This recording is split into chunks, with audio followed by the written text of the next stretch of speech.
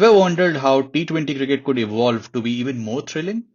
In this episode, we turn to AI for some fresh, out of the box ideas for reinventing the T20 format. From bold new rule changes to unexpected innovations, we explore the wildest possibilities for cricket's shortest format. But we are not stopping there. We'll debate, refine, and put our own spin on these ideas. Join us as we push the boundaries of what T20 cricket could become.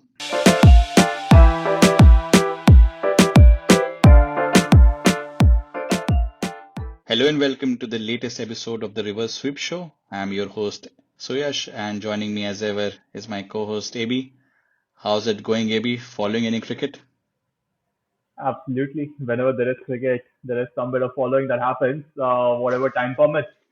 So I've been following the India-England T20I series, and we have been having some really interesting matches there. The first one, although, was a completely one-sided match, but yesterday was a thriller of sorts, and Tilak Verma got us through the line, and he has been so exceptional of late in this format. Highest number of runs without a dismissal, 318 something. So I'm really excited about this team and what we're able to do in the future. What about USS? What's what's happening at your end, and what about the cricket that you're following? Yeah, it seems that we are the new invincibles in T20I cricket. Tilak Verma, Shaddeep Singh, they seem to be the best T20I cricketers going around. And but Indian cricket Twitter is quite merciless. A lot of personal issues to Yuzvendra Chahal, and yesterday I was reading that what Bishnoi did, he usually couldn't do with the bat. So, but yeah, on the positive side, good to see Indian tail helping out the main batters, both Washi and Bishnoi did their part. But not just limited to India, I think a lot of interesting cricket happening all around. Jammu and Kashmir beating Mumbai in Ranji Trophy, that's like a story in itself. And a very interesting test match happening over in Multan, where West Indies could be on the verge of winning their first test match in Pakistan since 1990. Crazy test match, that one. All 20 wickets fell on the first day in Multan, which hardly never happens in subcontinent. But yeah, focus as Indian fans is on the T20I series. And we were lost a bit on the topic as well. T20I is a format where matches happen, series happen, they get quickly forgotten, people move on, and then only focus when the World Cup happens, which is a bit away now. So we look towards our best friend ChatGPT to give us some options, and we've thought that we could do some content around it. Innovation in T20 cricket has been limited to franchise leagues. A lot of it happens, and a lot of interesting rules come out. And we thought that can we spice up the T20I format as well? And we got some interesting ideas from ChatGPT, isn't it, AB? Yeah, absolutely. One of those rare times when we were looking out for some ideas, so we went there. And what we will do in today's episode is we will go through those ideas that ChatGPT has given us one by one, and we'll add our own take to that. We'll give our verdict whether that's a good idea, whether we like it or not, whether it's a pass or a fail, and we'll add our own flavor, our own refinements to it. And with that said, SS, should we get into discussing the individual topics? Absolutely. Let's do that. We will start off with the first rule. We'll tell the listeners what the original rule was, spewed out by our AI best friend, and if we agree to it or not, and what little things we want to modify to it if we like the idea. The first one is something that came out as power surge after 10 overs. So ChatGPT says the rule is after 10 overs, the batting team gets to decide a 2 over power play during which only two fielders can be outside the circle. Now, traditionally in T20 matches, you have a 6 over power play right at the start in which there could be only two players and then it goes on to having five players outside. But here ChatGPT is suggesting that we have a like a power surge of 2 overs, so an extra power play after the 10 over mark, which the batsmen have to communicate to the umpires in the opposition, and then they can enjoy big hitting because only two uh, fielders could be outside the 30-yard circle. So, AB, what is your initial thought around this rule? Yeah, I always feel T20I is such a batters format, and intuitively I don't like rules which make it easier for batters in the game. So that is one area where I feel this rule is a bit not so Lopsided. good. Yeah, absolutely lopsided. And having 8 hours of eight overs of power play in the entire game will actually make it even higher scoring. So I don't like this rule as such, but I feel that there is so much that can be done with this rule that we can add our own flavor to this to make it better. What's your take on it, SS? First thoughts on the rule, and then we can discuss on whether we want to improve on this or is it a complete fail. Yeah, I like the rule in isolation that there is a dynamism brought in the middle overs. I mean, um, I wouldn't like this power surge to come just after the power play because you want that spinners to come in. Seventh over generally is the over where people take the least amount of risk. I like that 7 to 10th because you change the gear of the match, and I like that. I don't want that to be affected. I don't want one stretch of 8 overs. So I like the fact after 10 overs you want another impetus coming in. You want the captains to rethink a lot. But I completely agree with the fact that we want a certain compensatory element brought to this. And we thought if power surge is something ChatGPT recommends, why can't we have a power purge? And power purge is a Absolutely. power given back to the opposition that, okay, you might enjoy as a batting team 2 overs of extra power play overs in which you can have two players outside only. But then there could be a power purge, a 1 over in which the bowling and the fielding team get some control back. So that was what we were thinking. And AB, I think what do you think about power purge and what is exactly what you would want in this power purge? Yeah, I really like the idea of a power purge followed by a power surge. The batting team might have the option of selecting those 2 overs, but they should also know that there is a power purge at the end of it.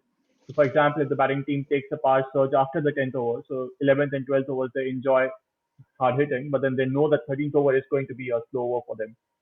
So here we were thinking about two options actually. We were thinking maybe we can have six fielders outside the 30-yard circle, or the second option was that the fielding team can really have 12 fielders on the field for that 1 over. So an extra fielder comes in.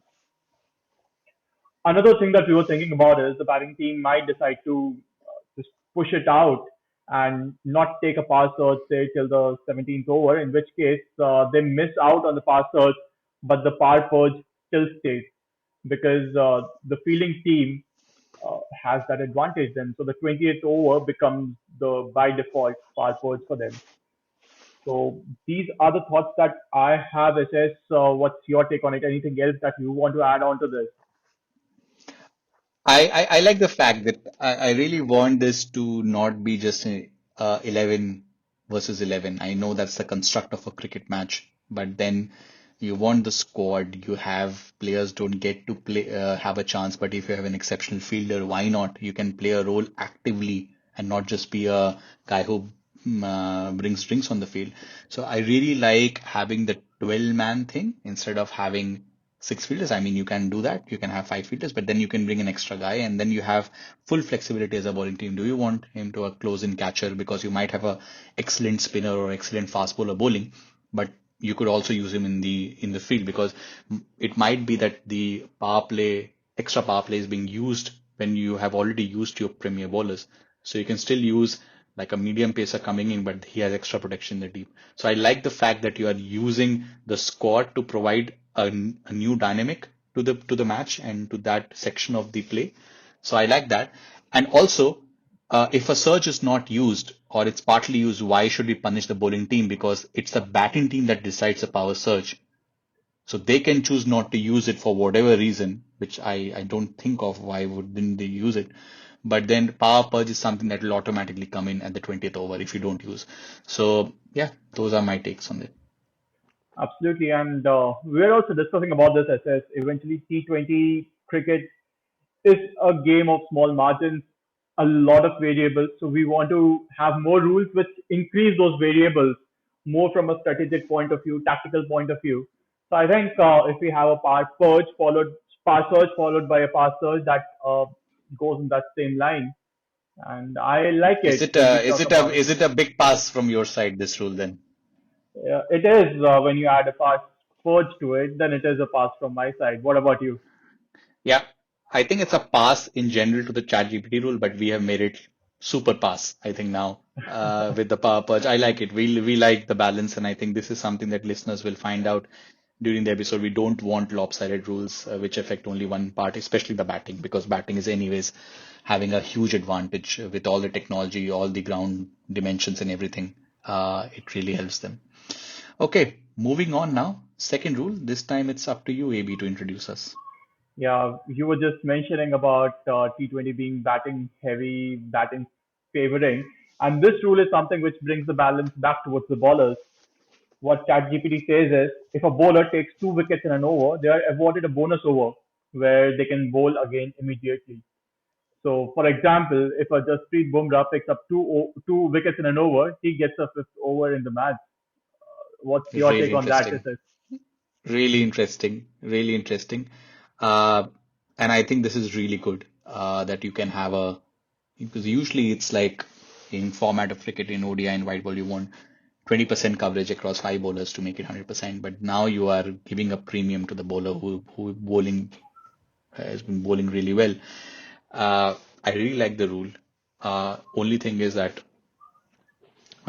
we don't want this to happen in the 18th or the 19th over because then it will be immediate because that's what ChatGPT was claiming that you can bowl immediate. I don't like that part of it. I want the fact that you have alternate bowlers bowling in partnership from two ends that should still be respected as a cricketing format, a cricketing tradition and the rule in general by ICC.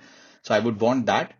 So the only thing is that I want a certain capping to be placed, a duration by which you need to pick up those 2 wickets in an over because we know in 18th, 19th, 20th over, people just hike and they get caught on boundaries. And if you have 2 wickets falling like whatever, like 9 pins, you don't want that advantage. You want some certain quality to be associated with those dismissals. And that's why I would love a capping like a 12th over or 15th over.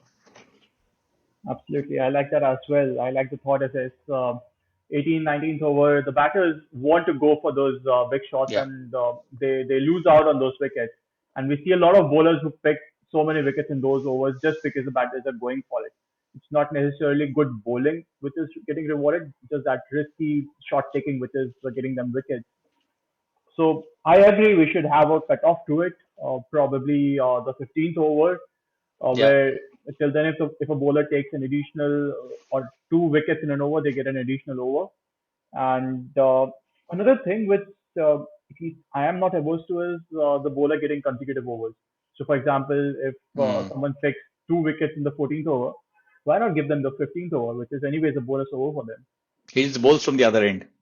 He bowls from the other end. And Yeah. also, I mean, there's one merit to that, that if somebody who's bowling his first over or second over in the 15th over, for example, and he Hmm. picks up 2 wickets, and that means he's in good form, he was just introduced strategically at that moment of time. Why shouldn't he be allowed to bowl 5 overs? He can bowl 19th over as his third or fourth over, and then 120. What we don't want is him to carry forward the over to the next match, because Yeah. that's a completely different situation.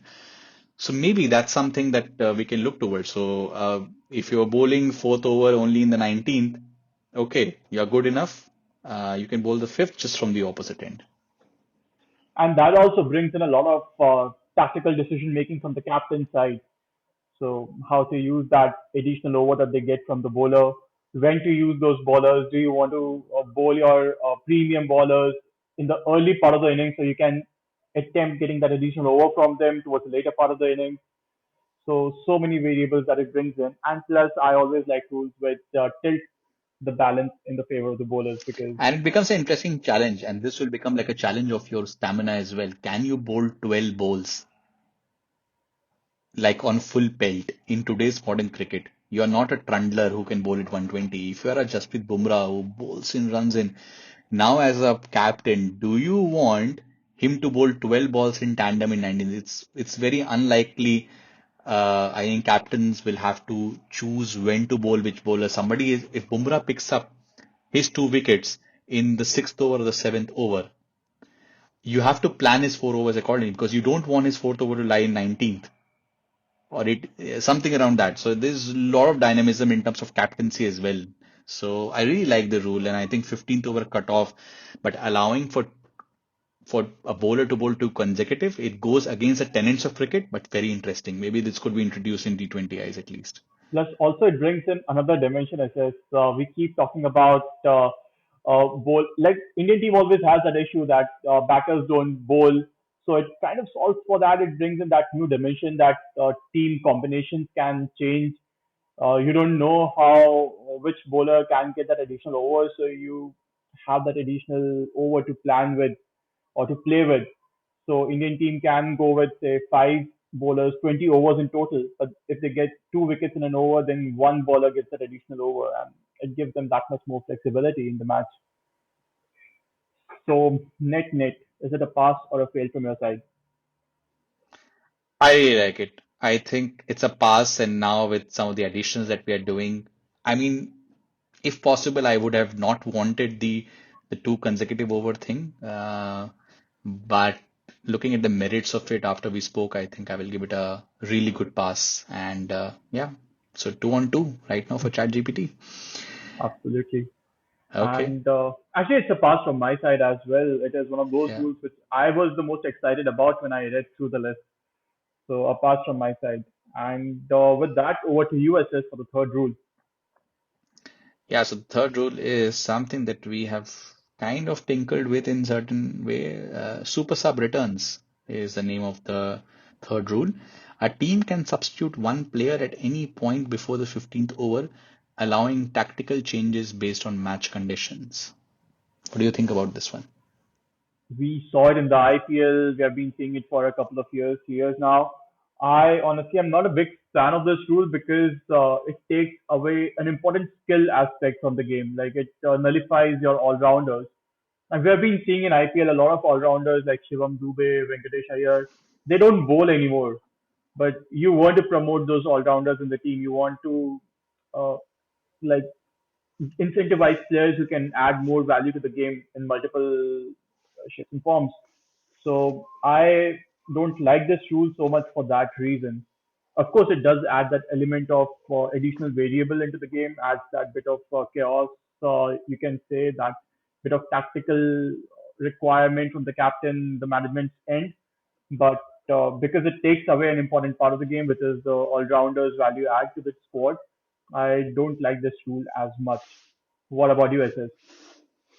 Yeah, it's very interesting. In principle, any kind of super sub is seems that it will give a lot of strategic angle to the game and it will be very exciting and all.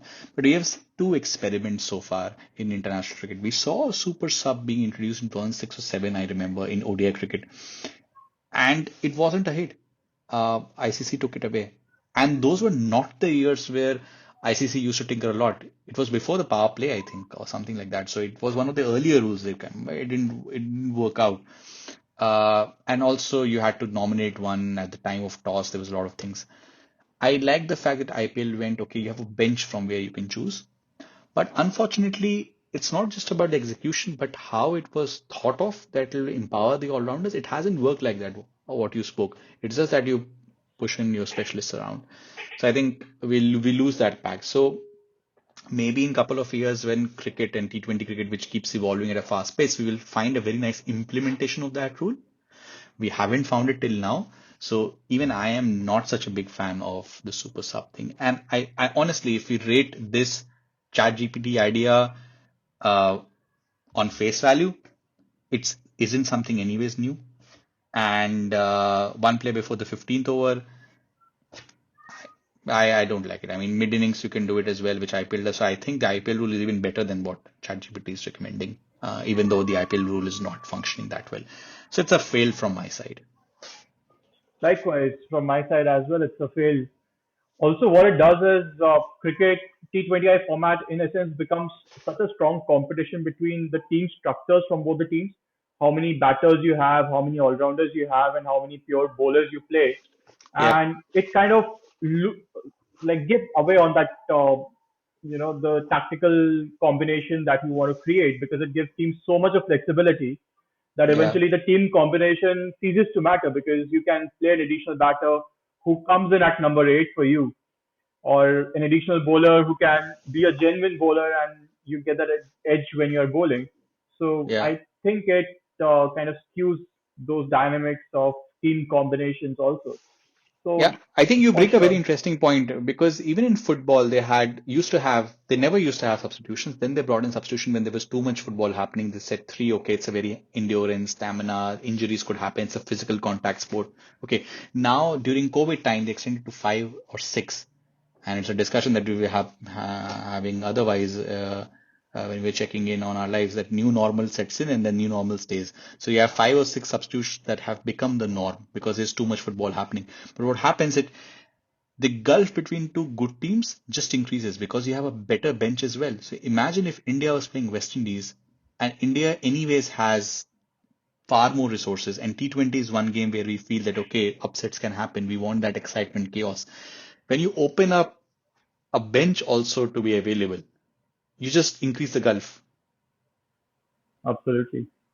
So this is also a very interesting take, but it's a fail from both our sides. So now we can move on to the next one actually. And the next one is something that AB you are going to introduce to the viewers. Yeah. So ChatGPT says free hit for white balls in death overs.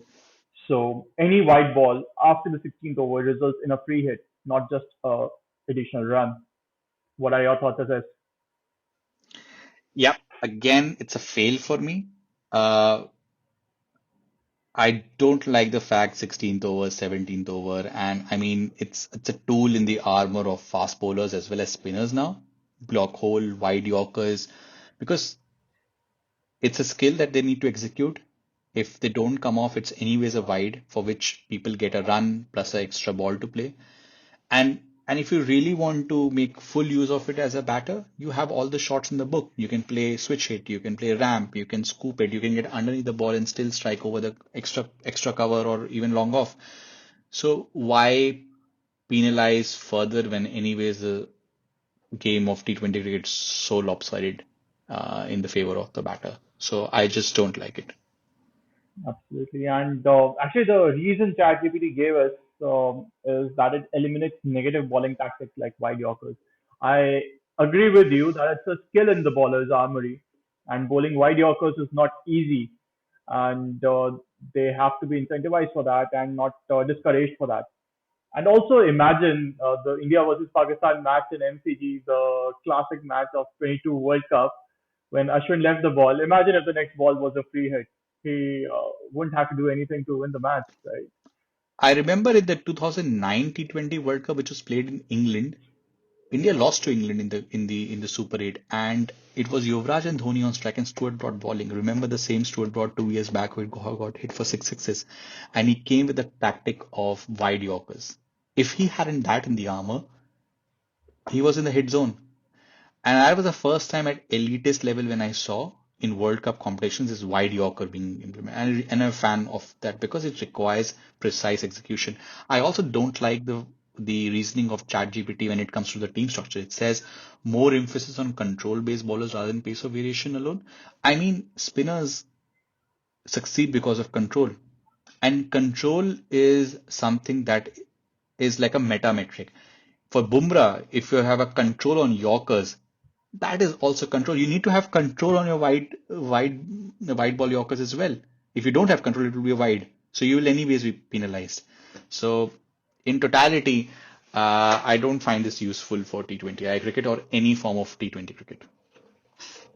Correct. So I guess it's a fail from both our sides. And we move to the next role and next rule, and I pass it to you, SS, for talking through it.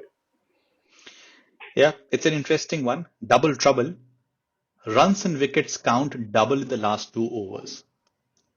Runs and wickets taken in the overs 19 and 20 will count double in the final score in wickets column. And they say it will encourage aggressive play at the end rather than saving wickets, as if batters anyways care about it. They will still go for it. And bowlers making the final overs a battle of nerves. Yeah, whatever. If you really ask me, I like the fact of this double the runs. It could help chase down a steeper target. There could be a lot of dynamism around it as well. Counting double wickets is something that's just it's is incomprehensible to me. What about you? Yeah, starting off with the wickets thing, I also agree that it, you can't just double the wickets, right? So, for What example, does it even mean? What does it even mean? Yeah, you double it and you send both the batters out. yeah, so for example, if the team is five down and they lose two wickets, suddenly they are nine down.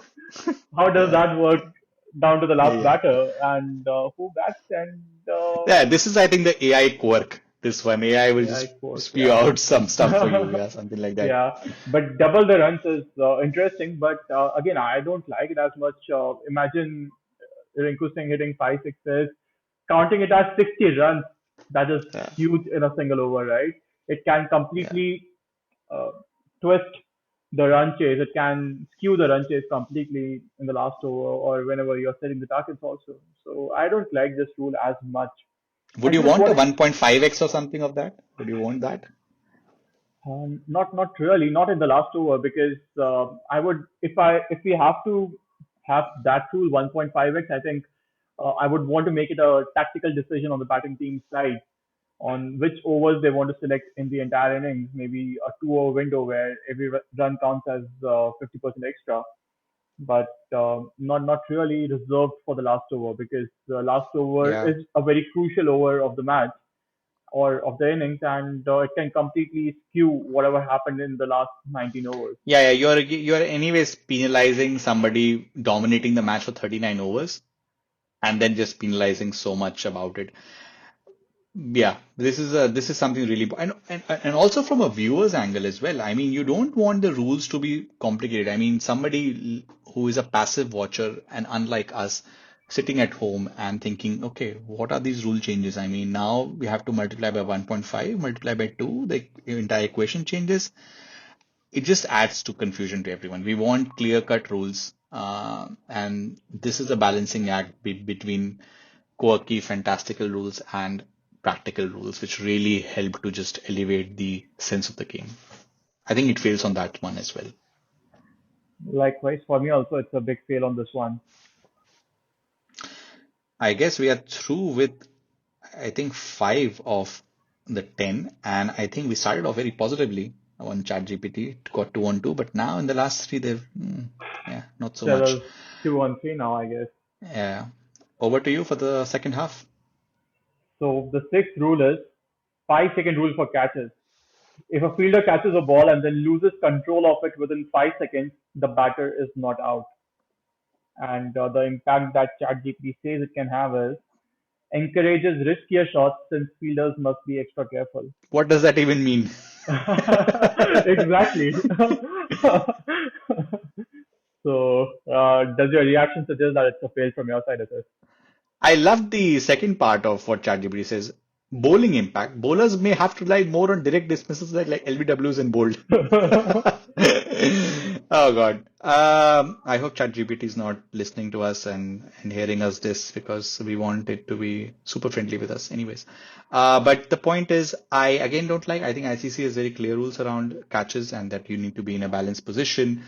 You cannot be in Herschel Gibbs 99 World Cup, the one that we talked about in the last episode. Uh, Clear-cut rules. We don't need any changes around it. And I think we have got good third umpire monitoring around what's a legitimate catch, what is not. So we don't need any tinkering and further confusion. 5 second, who is counting, where the shot, how does the audience in the stadium understand 5 second, where the 5 seconds being counted, more confusion. It's a big fail again for me.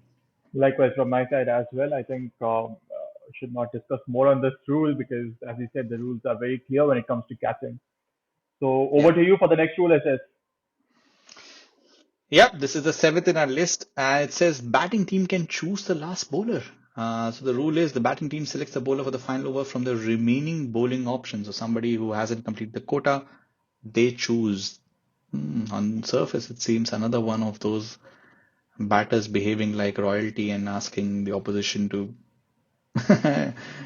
be like at their service. What do you think on this? I don't like this because I think the choice of which bowler to ball when should be the fielding captain's decision and not the batter's decision. It's like Yeah, the entire 28th over being taken out of the equation, then we might as well have 19 over matches, right? SS. What's yeah. the point of even having the 28th over because it is apparently the most decisive over in the game, and Yeah. you make it the easiest over for the batters. I don't like this one. What about you? Interestingly, it says for impact for bowling, it forces captains to manage their resources carefully. I mean, if you are being smacked around anyways and you need wickets, you will not hold back Jasprit Bumrah, right? You will still want to bring him back. And you will not say, okay, I will finish up the quota of Nitish Kumar Reddy because I think the batting team will choose him to bowl the last over. No, I mean, you want wickets. You want to play in the present tense. So, yeah, it doesn't work out from both the impact perspective and the rule itself. So, unfortunately, ChatGPT is on a bad run. I think yeah, it's a five consecutive cases of a big fail. I will pass it to you for the eighth one. Yeah, and the eighth rule is bonus run for hitting the stumps. If a fielder directly hits the stumps on a throw, the batting team loses 1 run, even if the batter is not out. And the impact, the batters may hesitate on risky singles. Bowling fielders may get reward for sharpness. What's your take? I mean, risky single, you just dab the ball, somebody comes in close in and just hits it like it. You might be in the crease, but you get a -1 in the total. Doesn't make sense. I mean, I can understand you're running a 3 run and somebody hits it from the deep. You want to reward that. You want to reward somebody hitting from the deep and say, okay, now it will be 2 runs counted. But somebody can just throw a very light hit, throw somebody's already made, the ball is not dead. Somebody comes in, just throws it at a very accurate thing at a low pace. You don't want runs reduction like that. I don't like the concept of runs reduction anyways, except for penalty runs. So I I appreciated the thought behind ChatGPT coming up with this rule, but in totality, it's unfortunately a close fail for me. Yeah, I also like the fact that there is something that ChatGPT thought about fielders and improving Yeah, their impact in the game. But imagine you have Dhoni, Kohli, or say Kohli and ABD running between the wickets, two of the fastest players between the wickets. They say Kohli hits it to the gully, and you have a world-class fielder there, say Ravindra Jadeja from CSK fielding there, and they complete the run. Kohli does a fantastic dive to complete the run. Jadeja hits the wicket, and it's a zero count for Kohli and ABD. You don't want to see that, right? yeah, If there's a yeah, good run being completed, you want to see a good run being counted on yeah. the score. I think the interesting one would be if somebody is able to hit out from outside the 30 yards. You want, and even if somebody is able to make ground, you might want to give it. That could be an interesting thought experiment. Do we want to make it outside the 30 yard? I will be open for it, but I want to see the real impact of it in franchise cricket first. If we do it in a smaller experiment before we thrust it on into international cricket. Also, I am not really sure how that might change keeping, Yeah, right? Because the keepers will yeah, then be incentivized to stand behind the stumps, and some innovation like what Dhoni did, catching the ball in front of the stumps and then trying to effect a yeah, run out. Those yeah. those And might also, go away. we don't know how much will it even move the needle. So if somebody hits like once or twice in the entire innings from outside the 30 yards, -2 runs. I mean, okay, in T20 cricket it does move the needle, but I don't think it's such an impactful rule to just put it out there. So it's a close fail for me, this one. Very close, but no. Likewise, I also don't like to have this rule. Might not be that close a fail for me. I think it's a big fail for me. So I'm not Hmm. a fan of this rule. Now moving to the next rule, and I will give it to you, SS, our second last rule for today. Yeah, I saw it. It's something that I've thought about before. It brings some nostalgia from India's tour of New Zealand in 2002-3. It says home run zone for 10 run sixes. Some baseball inspiration, but also something Martin Crowe got in terms of max cricket in New Zealand, where you have a zone just behind the bowler's back, um, where if you hit the runs, you get 8 runs. And was max cricket was a completely different format. It was like 2 innings of 20 overs each. Very interesting as a format. I like that in isolation. Like you have a test match of T20 cricket, like an 80 over day. But having said that apart, it says a specific section, the stands, like straight down the ground or deep mid wicket, becomes a 10-run zone if a batter clears it. What do you think about it? I like the Oh, thought. finally we found one. Our Yeah. ChatGPT ideas. After a long streak of failures. Yeah, so I like the thought. I like where this is going, and I think there's a lot of refinements that we can do with this. Uh, Starting off having that zone, which is extra runs. We can decide on how many extra runs they get, but that's a good starting point. What I would like to add to that is if it can be a decision made by the batting team. So one, it becomes Hmm. more tactical. So a batting team can decide that okay, I want the zone from say fine leg to say square leg to be my max run zone. For example, if I have a Sky batting in, I know that that's the strong zone for him, and he can capitalize on that. So I might want to have that as the max zone. If I have someone as a Pandya batting, I might say that okay, I want it to be in front of the wicket. But as I talked about earlier, I always wanted to also be good for the bowling side. I don't want it to be lopsided in favor of the batters. So I would want to compensate by giving an option open to the bowling team to select a min zone where your scores are reduced. So, for example, they can then avoid bowling in the max zone, but rather in the min zone. So, make the batters play in that min zone. So that is what I am thinking of. What are your thoughts on this, SS? Yeah, I like it. As I said, it's something that I've thought about before as well. So, as a rule itself, I like. I don't like the fact that it has to be stands or anything 100 meter, 90 meter, because those open up a lot of things that we might not able to track, depends on the ground itself and the conditions. So, I like the zone on to be available on the ground. And then, yeah, you could have 4 runs at 6 runs, 6 runs at 8 runs. It adds a little bit of dynamic as well. And To be honest, I mean, I wouldn't even mind it to be available throughout the match, throughout the innings as well. I actually don't mind that, especially when we add your min zone concept to it.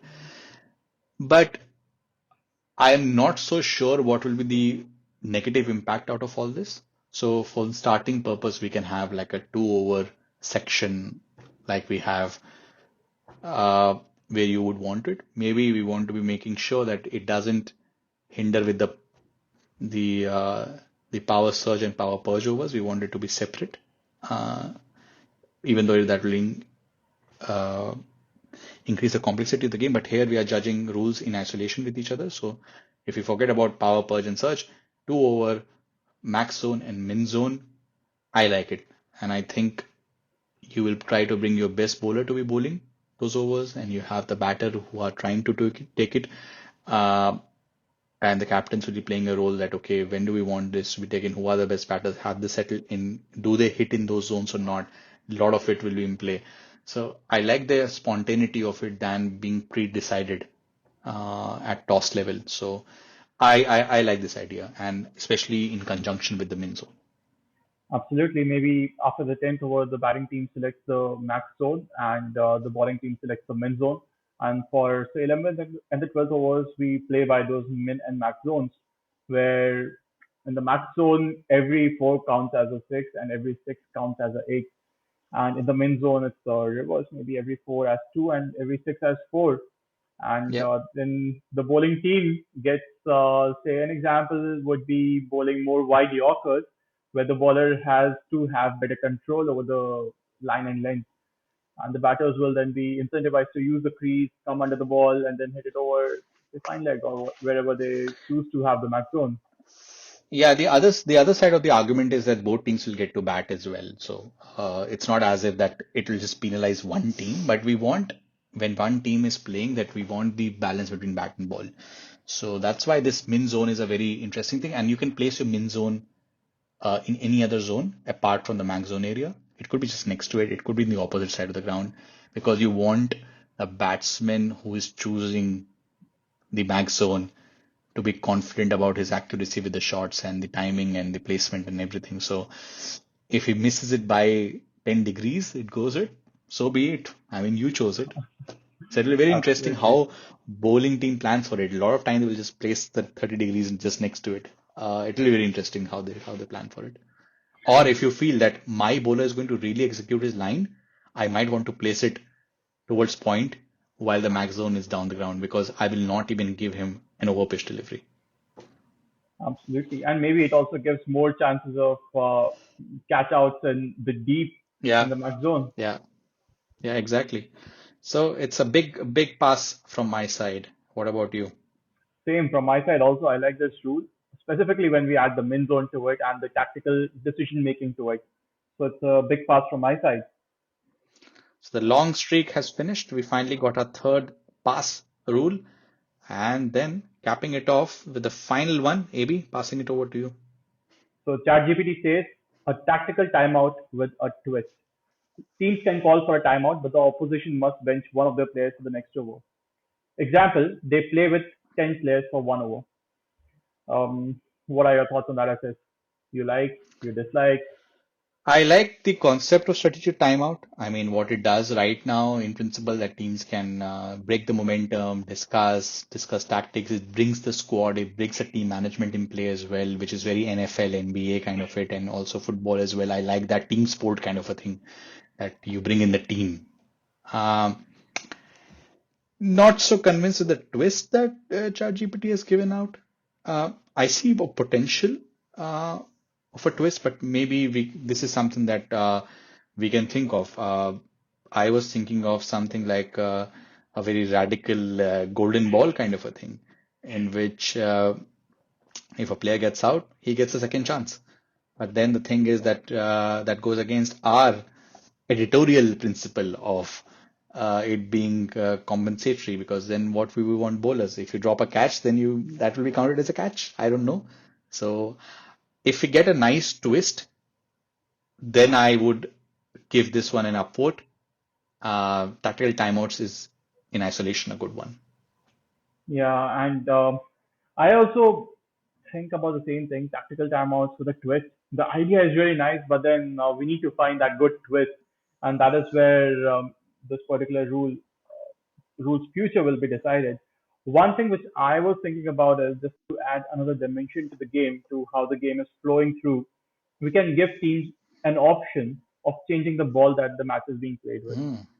So, for example, if say I have an Arshdeep Singh in my team and I feel the batters are getting easy runs, and I want to see Arshdeep Singh bowl a few swinging deliveries of the batters, I can opt for a completely brand new ball for an over, and then the batting team also gets to decide on another over and the ball that they want to play with. So maybe they just say that we want an old ball, or maybe if we have a really good spinner and the fielding captain feels that he will get a lot of turns if the ball was a bit older, then maybe we can go in for the old ball. Maybe imagine Rashid Khan bowling at his speed, his accuracy with an older ball on a surface that is gripping. So him getting that fast turn for an over or two, that can be a really big tactical advantage for the captain. So that is one Hmm. thing which I could think of. But then, of course, Hmm. the future of the rule depends upon the twist that can be brought in. Yeah, I agree. I mean, I am not averse to your idea about the twist that you have. I think your twist is better than my twist, so I like that part. But yeah, on an overall level, I will give this an average. Very difficult to categorize it a pass and a fail, so I will say maybe pass with a grace mark. But I would think that this would need a much more deeper think regarding the twist. Absolutely. For me also, it's a barely passed rule, Marginal case. marginal case. Yeah, yeah. Yeah. So for us, ChatGPT stands at 4 out of 10. But Correct. If we count the marginal case, it's 4 out of 10.